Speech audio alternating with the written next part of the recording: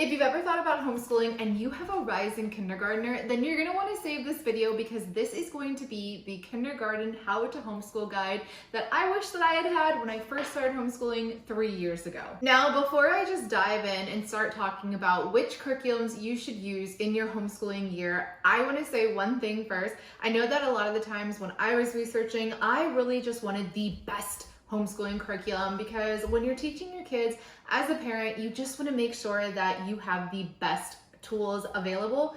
And what I have quickly learned is that while there are some very rigorous curriculums, the best homeschooling curriculum is going to be the curriculum that works for you as a teacher, your student as a learner, and your family as a whole. While there are, of course, better curriculums or more rigorous curriculums, I do think that you can almost make any curriculum work as long as it kind of aligns with your learning style, your teaching style, and your family's overall goals.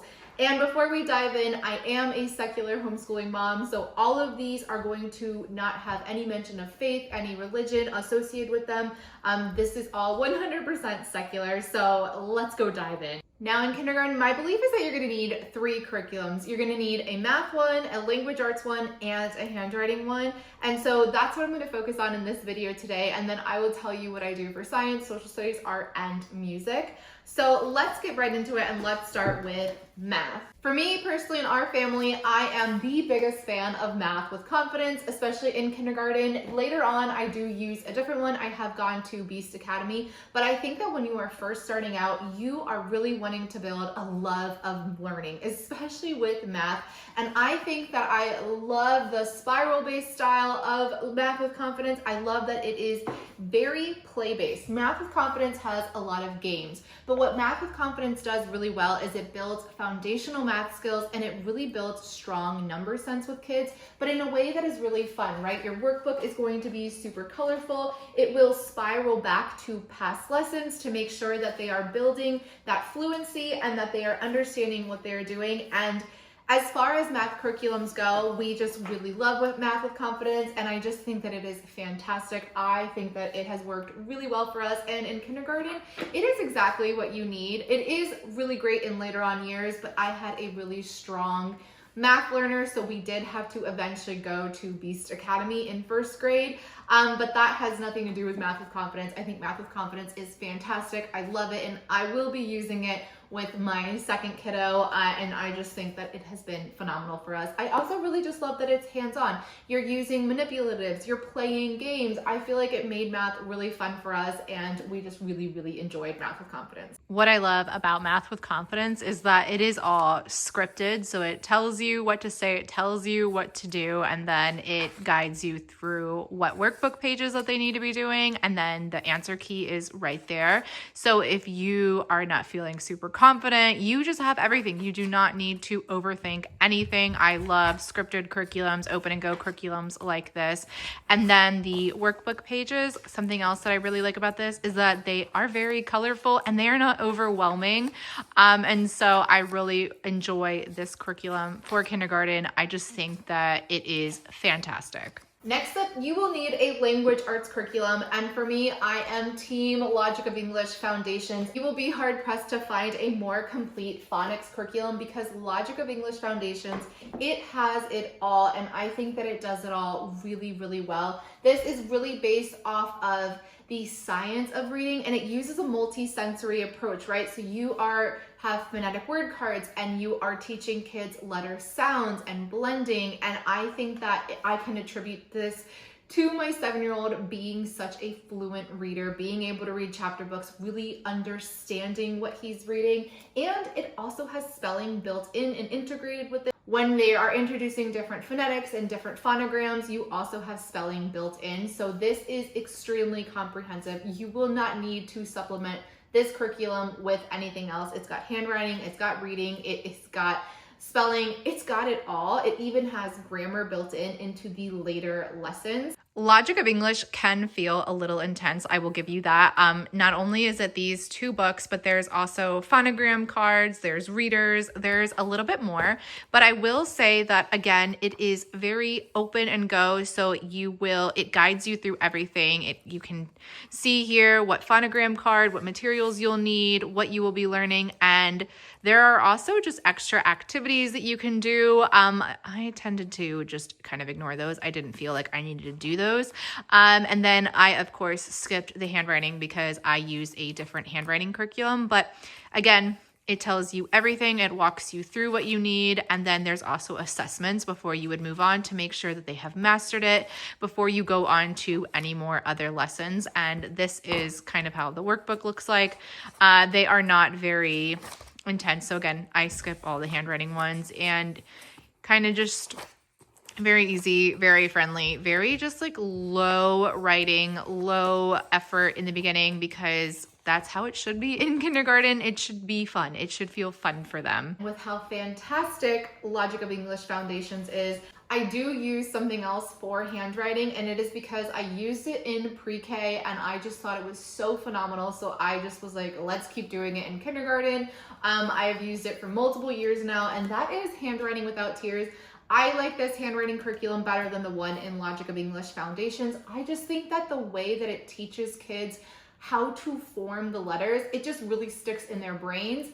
And I just think that Learning Without Tears, it is not expensive. It is very easy. It's an open and go workbook. I just really love it. I think it is fantastic. And all of my kids seem to have really, really enjoyed this curriculum. So it is one that I am just always sticking with, especially in kindergarten. This is the one you're gonna want. And then this is your Handwriting Without Tears. I don't know where my kindergarten book is, but this is the one that I have for my preschooler. And I really like, this is the only year is kindergarten is when I buy the teacher book. After that, I find it to be repetitive and I don't need it anymore. But it tells you how to teach the letters. And so they teach kids in kind of chunks. So first they teach kids the frog jump capital letters. It tells you the little thing to say to teach them. And then you have a corresponding workbook page.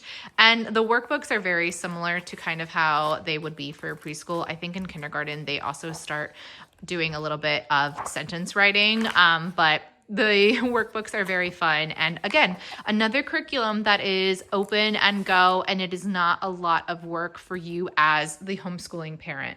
Now, those are going to be your top 3 core curriculums, right? Now, you don't necessarily, if you think that Handwriting Without Tears isn't for you, or say you want to do All About Reading instead of Logic of English, if you want to do Singapore Math Dimensions instead of Math with Confidence, honestly, those are all phenomenal curriculums. I have nothing negative to say about them. I just found that these worked for our families, but you will need math, handwriting, and language arts.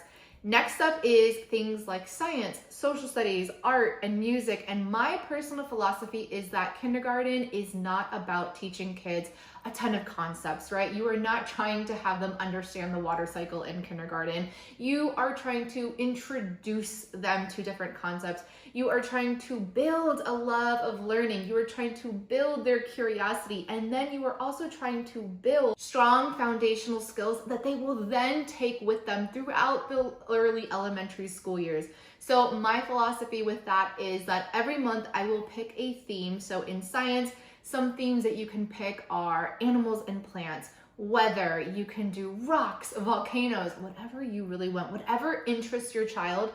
Go to the library, grab a handful of books, and then once a week I will do science, once a week I will do social studies, and I will pick a theme. And so for 1 month we will study that theme, and we will do arts and crafts that are related to the theme. We will sing songs about it. We are just covering those concepts for a month, and then I do it once a week. I do reading, writing, and math. I do those every day, and then I will do the other subjects once a week. I still do that only now that my oldest is in 3rd grade. Am I starting to do science and social studies more than once a week? And that's just because now they are starting to develop concepts. In kindergarten, you do not need to worry about that. You just need to worry about, how do you make your kid love school? How do you make them want to go outside? And when you're going on a walk, you can ask them questions like, oh, I wonder what bugs we can find under these rocks. Oh, I wonder why some animals are in the water and some animals are on land, things like that. Having them learn how to ask questions and then find answer to those questions is really what you're focusing on in kindergarten. So overall, if you were like, what does a kindergarten homeschooling week look like? For us, we school year round. And so I think I took like every other Friday off. We had a lot of breaks. But for kindergarten, what a week would look like is every single day we would do our 3 curriculums, and I try to do maybe 15 minutes a day per lesson. Some concepts in like logic of English maybe took a little bit longer, but I would try not to do more than an hour of school a day, especially when they are 5. They are just really, they want to move, they want to play, they want to explore. And then we would go out on outings. You can go to the library, you can go to museums, you can do crafts together, you can go on nature walks. All of those things are kind of how your school day will look. So say we did our 3 curriculums Monday through Friday, and then maybe I would add in, okay, on Tuesday we'll do a science lesson. On Thursday we will do a social studies lesson. And things in social studies for kindergarten, you want to teach them about maps. You want to teach them about community helpers. You want to teach them about like what rules are, like what are laws, rules and laws, things like that. And so maybe once a week we would do a little topic on community helpers, and maybe on Friday we would go to the fire station, or we would go to the library and talk to librarians. And so homeschooling in kindergarten is your learning year. It does not need to feel like it is a ton of pressure. I know that when you first start homeschooling, you want everything to be perfect. What parent doesn't? And I'm here to tell you that your kindergarten year is supposed to be low stress and it's low effort. Think of it as your learning year. You are learning about yourself as a teacher. How do you like to teach? What are some teaching styles you may have? Are you Montessori? Are you Charlotte Mason? Are you more traditional? What does your student look like? Do they like to do games and hands-on play? Do they prefer worksheet style learning? Finding out what your learner is like. Do they need to be constantly moving around when they're learning? Do you need to like have movement games every 5 to 10 minutes? You're gonna find your rhythm. It basically is what I'm trying to say, is kindergarten is all about finding your rhythm. How do you want your week to look like? How do you want your days to look like? And when you are first starting in September and October, just stay with these 3 curriculums and start building out your days. Then when you start to feel like you are getting into a rhythm and routine, add some science, add some social studies, add a sprinkle of this and that. But when you're first starting, take it slow. Give yourself a ton of grace, right? I am homeschooling. This is my 3rd or 4th year. I think I'm going into my 4th year homeschooling. And there is still stuff that I'm figuring out. There are still schedule routines that I am making. There are still different things that I am finalizing. None of it is perfect. You will constantly figure it out as you go. And as long as you give yourself grace, you let yourself make mistakes and tell yourself it's not the end of the world, right? If a curriculum doesn't work out or you just hate it, it's okay. You're not married to it, right? You can just pick a different curriculum. Everything will be okay. I think that is the best advice that I could ever give, is that you will figure it out. We all do. Do not put a ton of pressure on yourself, and do not make yourself feel like homeschooling is the end all be all, right? You can always change your mind. You can always adjust. You can always change plans. And so I hope that this video is helpful. I can keep sharing everything I know about secular homeschooling, and follow for more.